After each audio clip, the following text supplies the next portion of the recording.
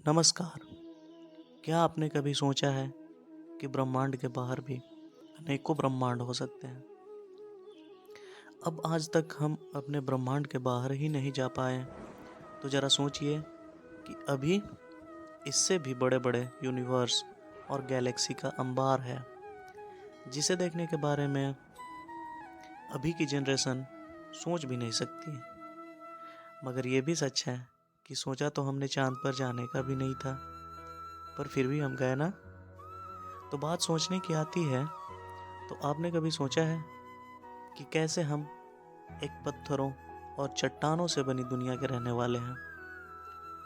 कितना अजीब है ये सोचना कि हम जिस दुनिया में हैं और अपनी ज़िंदगी का मकसद ढूंढ रहे हैं और ना जाने कितनी ही उम्मीदों और लक्ष्यों से जुड़े हुए हैं, उसी दुनिया के बाहर एक सन्नाटा है, घोर सन्नाटा और बिल्कुल अंधेरा, जहाँ ज़िंदगी की कोई उम्मीद ही नहीं। ऐसे में हम पृथ्वी पर रहकर खुद को बार बार ये याद दिलाते हैं कि जब भी हम अपने ग्रह से बाहर एक नई खोज करेंगे, तब हम एक और नई ज़िंदगी की शुरुआत करेंगे। अब ऐसे तो इस ज़िंदगी में भी बहुत कुछ ऐसा होगा जिसके बारे में अभी सोचना बेवकूफ़ी है, पर सोचने को तो कोई कुछ भी सोच सकता है ना? ऐसा भी हो सकता है कि हम अभी पूरी तरह से जागे ही ना हो,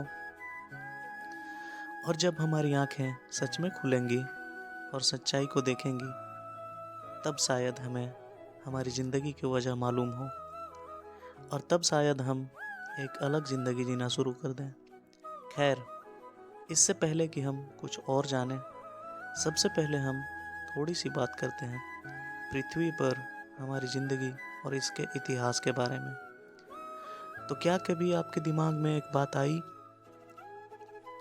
कि हमें कैसे अपने यूनिवर्स और गैलेक्सीज के बारे में पता चलना शुरू हुआ, और कब हमें पृथ्वी के बाहर भी ज़िंदगी होने का आभास हुआ? या ये कहिए कि कब से हमारे लिए अपने जीवन से ज़्यादा ज़रूरी हो गया कि सौरमंडल यानी सोलर सिस्टम के बाहर क्या है? अब आप बताइए कि कैसे ये सब इतना मुश्किल हुआ? कुछ अंदाज़ा है? आइए हम आपको बताते हैं, इन चीज़ों से परिचित परिचित कराते हैं। यूनिवर्स का इतिहास।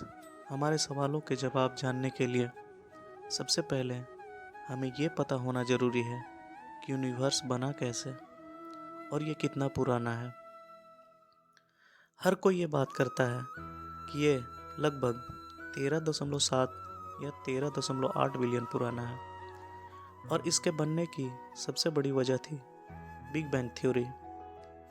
ऐसा कहते हैं कि शुरुआत में पूरे यूनिवर्स में सिर्फ और सिर्फ रोशनी ही थी, और चारों ओर सूर्य से भी ज़्यादा भभकता गर्म माहौल था। लेकिन समय के साथ ये बड़ा और ठंडा होता गया। जिस ब्रह्मांड में पहले कुछ भी नहीं था, अब वहाँ भी काफ़ी सारी काम की चीज़ें ठोस बनने लगी।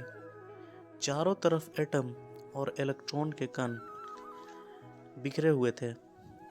लेकिन जैसे जैसे ब्रह्मांड ठंडा होने लगा, वैसे वैसे अंधेरा बढ़ता गया, और ये अंधेरा लगभग 100 मिलियन सालों से भी ज़्यादा समय तक रहा।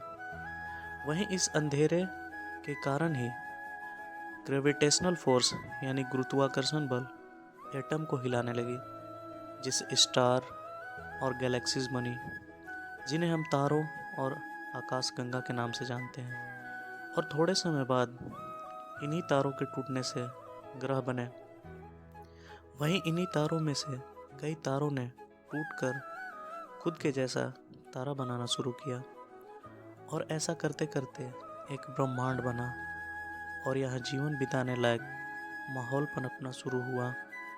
अब क्या आपको मालूम है ये जीवन आगे कैसे बढ़ा? कैसे एक छोटे से जीव से इतनी बड़ी सभ्यता का निर्माण हुआ? अब एक पल को तो ये सब झूठ लगेगा, पर सच यही है। आपका ब्रह्मांड और मानव सभ्यता के बारे में क्या ख्याल है? कमेंट में ज़रूर बताइए। ऐसी और रोचक जानकारियों के लिए चैनल को सब्सक्राइब कीजिए।